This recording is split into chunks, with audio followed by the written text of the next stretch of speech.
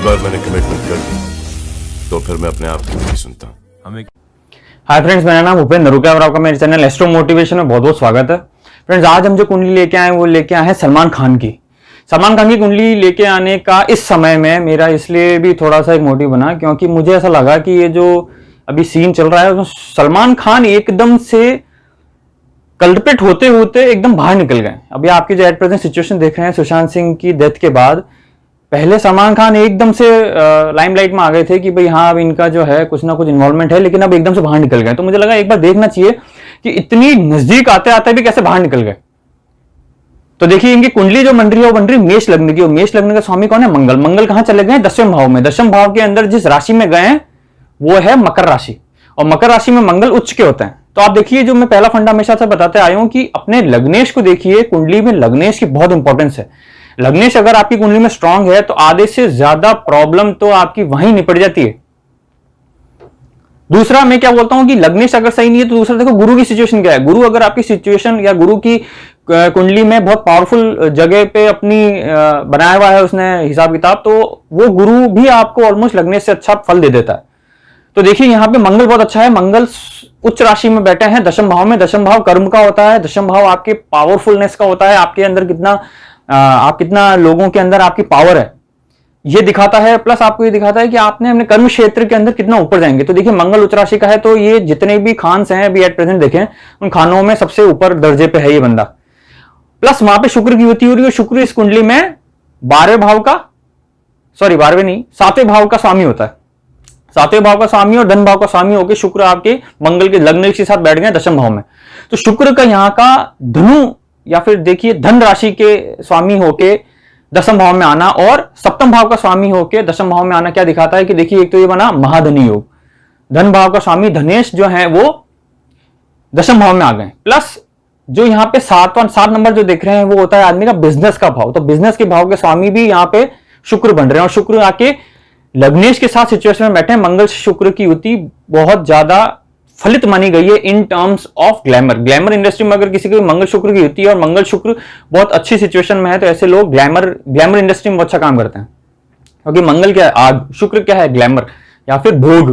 तो भोग के अंदर आग मिल जाएगी तो क्या होगा? आप जो भी कर्म करोगे अपने भोग के प्रति उसमें कॉन्फिडेंस रहेगा।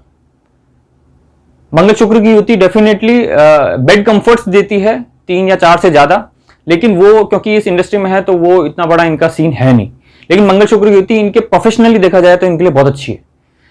अब देखिए, यहां पे आप शुक्र का बिजनेस भाव का स्वामी होके दसम भाव में जाना ये भी दिखाता है कि इनको गारमेंट से या फिर परफ्यूम से या फिर जो भी ऐसी चीज जिसमें खूबसूरती हो उसमें बहुत फायदा है। तो इनका जो बीइंग ह्यूमन का जो एक बिजनेस है वो देखिए वो इसीलिए इतना फेमस है या इतना सही चल पड़ा।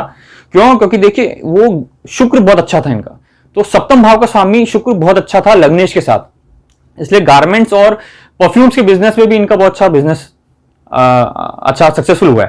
पहला। दूसरा, शनि देखिए, यहां पे शनि दसम भाव के स्वामी और 11वें भाव के स्वामी होके लाभ भाव में खुद के ही घर में बैठे हैं स्वग्रही, लेकिन चंद्रमा के साथ बैठे हैं। और चंद्रमा यहां पे क्या है? चंद्रमा यहां पे सुकेश है, चौथे भाव का स्वामी।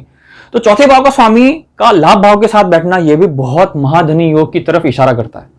आपका सुख जो है वो लाभ के अंदर छुपा है। आपका जो सुकेश है वो लाभ के घर में बैठ गया और लाभ का जो घर है उसमें लाभ का स्वामी खुद के घर में बैठा है। तो लाभ को कितना स्ट्रांग किया। ये कुछ भी करते हैं उसमें इनको लाभ जरूर मिलता है, लेकिन क्योंकि चंद्रमा और शनि आपस में अति शत्रु हैं, इसीलिए वो लाभ के अंदर कहीं ना कहीं कुछ ना कुछ उसमें प्रॉब्लम्स बनी रहती है। चंद्रमा शनि की युति जो है वो चिड़चिड़ाहट भी लाती है, घबराहट भी लाती है, और जिसको हम कहते हैं कि एकाग्रचित होने में थोड़ा सा आदमी दिक्कत महसूस करता है। तो वो इनके साथ बिल्कुल है। चंद्रमा शनि की वजह से ये चीजों पे फोकस अच्छे नहीं कर पाते हैं, चिढ़ जल्दी जाते हैं। हम सब जानते हैं अरिजीत सिंह का एक केस था जिसमें अपन ने देखा था। अरिजीत सिंह के केस में भी इनको जल्दी से मंगल देखो, एक तो मेष राशि का बंदा कौन सा इगोइस्ट होता है ना, और वो बंदा किसी की 4 बात सुनता नहीं है।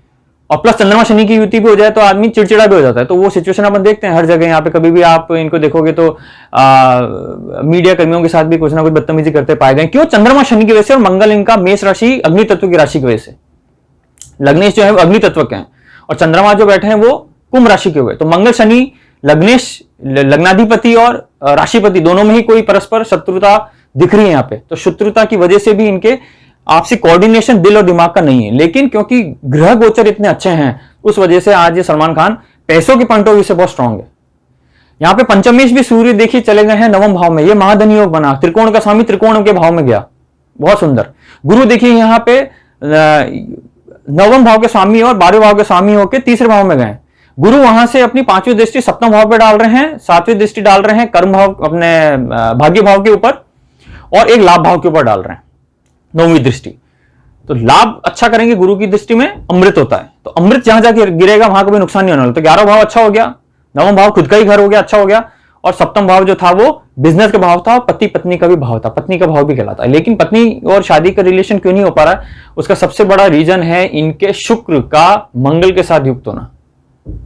शुक्र का मंगल के साथ युक्त होना, शुक्र जो है वो पोस्ट मैरिज लाइफ के कारक है, गुरु जो है वो शुक्र जो है प्री मैरिज लाइफ के कारक है, गुरु जो है वो पोस्ट मैरिज लाइफ के कारक है। तो गुरु का तीसरे भाव में आना, तीसरा भाव छोटी मोटी कठिनाइयों का होता है, तो इनके सिचुएशन शादी की बनते बनते भी टूट जाती है। क्यों? गुरु की वजह से। गुरु तीसरे भाव में कारक नहीं है, गुरु तीसरे भाव में अपने आप को इतना पावरफुल महसूस नहीं करते हैं कि गुरु जो है वो सौम्य ग्रह है, और जो तीसरा भाव है वो होता है आपके मंगल जैसे ग्रह कारक होते हैं, उसमें सूर्य जैसे राहु जैसे ग्रह कारक होते हैं, क्योंकि वो करेज का भाव है। ऐसे भाव में गुरु जैसा सौम्य ग्रह अपने आप को इतना पावरफुल नहीं महसूस करता है, इसलिए योग बनते बनते भी इनके नहीं बन पाने शादी के। बाकी शुक्र बहुत अच्छा है इनका, प्री मैरिज लाइफ तो इनकी बहुत शानदार है, शुक्र बहुत अच्छा चल रहा है इनका। राहु केतु भी देखिए इनके, केतु जो है बुध के साथ है, और बुध यहाँ पे षष्ठम भाव का स्वामी है, लेकिन विपरीत राजयोग यहाँ पे एप्लीकेबल होगा क्योंकि यहाँ पे लग्नेश भी स्ट्रांग है। तो विपरीत राजयोग बुध जो है वो यहाँ पे चले गए हैं अष्टम भाव में, और अष्टम भाव में बुध का बैठना विपरीत राजयोग दिखाता है, क्योंकि 6ठे 8वें 12वें का स्वामी ही खुद के घर में बैठ गए हैं, तो विपरीत राजयोग है। विपरीत कंडीशंस आपने देखी होगी इनकी लाइफ में, सारी कंडीशंस ही विपरीत आई है राइट फ्रॉम स्टार्टिंग। आप जेल से देख लो, या किसी पे गाड़ी चढ़ाने से देख लो, या फिर आप कोई पब्लिकली कोई वायलेंस देख लो, जो भी है सब में विपरीत कंडीशन हुई, लेकिन उसमें सब में बाहर निकल गए। क्यों? विपरीत राजयोग के चक्कर। उस जो विपरीत कंडीशन थी उससे भी इन्होंने अपने आप को फेम में लिया है। क्यों? विपरीत राजयोग, क्योंकि लग्न स्ट्रांग था। विपरीत राजयोग से इसलिए नहीं होता है कि 6ठे 8वें 12वें का स्वामी 6ठे 8वें 12वें बैठ जाओ हम बोलने की विपरीत राजयोग, नहीं, कंडीशन अप्लाइज, आपका लग्न स्ट्रांग होना चाहिए। लग्नेश यहाँ पे उच्च राशि का है, दशम भाव में, बहुत बढ़िया।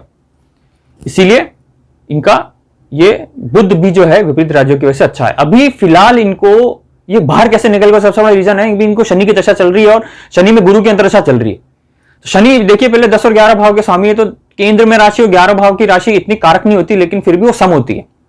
तो शनि यहाँ पे सिचुएशन अच्छी है, शनि स्वग्रह बैठे हैं, शनि ने बचा लिया। अंतर्दशा चली गुरु की, गुरु यहाँ पे कारक हैं, गुरु मंगल मेष राशि के अंदर गुरु सबसे ज्यादा कारक होते हैं, क्योंकि एक राशि त्रिकोण में, तो गुरु खुद के घर को देख रहे हैं। तो ऑलमोस्ट वर्स्ट सिचुएशन आते आते आते भी ये ऑलमोस्ट बाहर निकल गए, और अभी हम जिस तरह से जो देख रहे हैं घटनाक्रम चल रहा है उस हिसाब से ये ऑलमोस्ट बाहर निकल जाएंगे बिना किसी दाग लगे, ऐसे पूरे चांसेस हैं, क्योंकि गुरु बचा लेगा। शनि गुरु आपस में सम रिलेशन है, ना शत्रु है ना मित्र है, तो ऑलमोस्ट बाहर निकल जाएंगे।